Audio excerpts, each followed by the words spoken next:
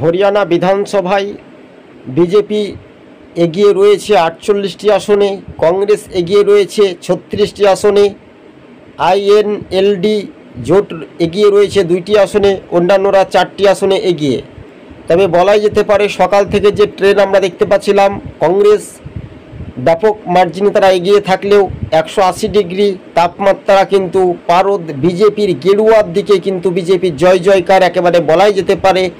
তৃতীয়বারের জন্য বিজেপি সরকার গঠন করতে চলেছে হরিয়ানা বিধানসভায়।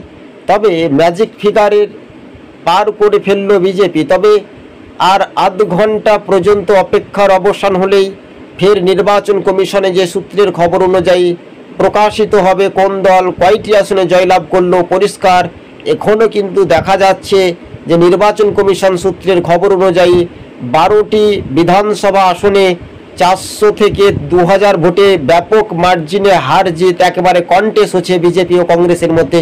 শেষ হাসিটা হাসতে পারে বিজেপি, এমনটাই বিজেপি সূত্রের খবর অনুযায়ী।